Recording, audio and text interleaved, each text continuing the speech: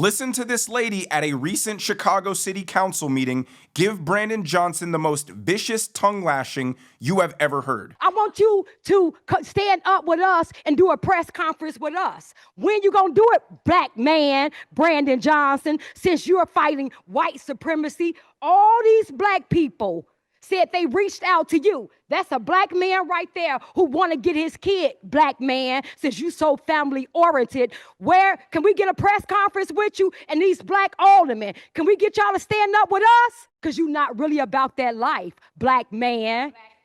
See, it ain't about that. See, you a communist, you foreigners, and you a foreigner.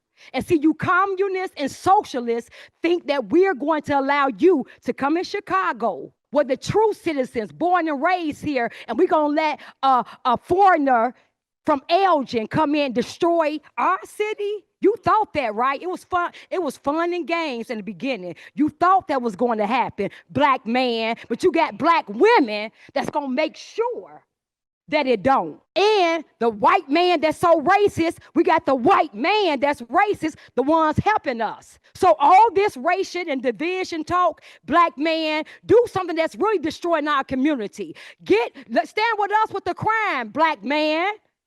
With the violence going on in our community, black man, all the abandoned buildings, the money that y'all stole that never made it to our communities, black man. Stand with us with that, black man. This is what you can do.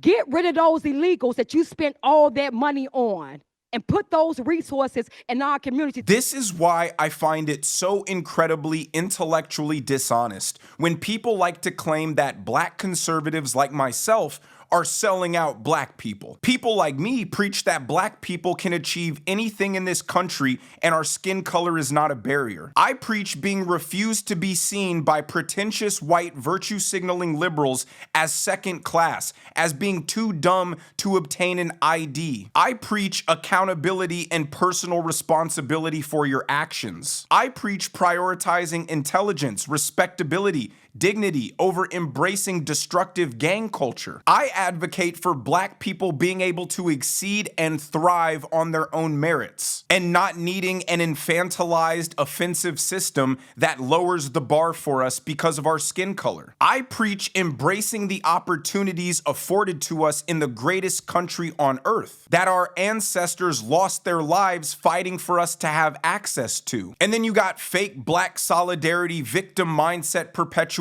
black Democrats like Mayor Brandon Johnson, who's basically on his hands and knees pushing the ideological and cultural agenda of elite white liberals. He's so committed to illegal aliens receiving infinite free welfare that he's putting the obligation squarely on the shoulders of the black residents in his city who are struggling to get by. Today, he just gave a speech in Chicago for Trans Day of Visibility. How does mass illegal migration and transgenderism benefit the black community? He is unwillingly conscripting black people into this intersectional army to fight against the system. But black people since 1965 have been part of the system. But that's why he wants them to adopt the victim mindset. The more he wants them to believe that there's this serious cultural and social justice fight that they need to be a part of. He wants black people to remain mentally enslaved on the Democrat plantation and not think that they're equal citizens of this country. So black people will come and fight cultural battles that are specifically against their best interest by emotionally blackmailing them and saying, well, if you don't stand up for the illegal aliens, if you don't stand up for the transgenders, well, they're going to come for you next. He doesn't want black people to realize that the fight is over, that they won, because then they would profusely reject all of the bullshit the Democrat Party puts forward.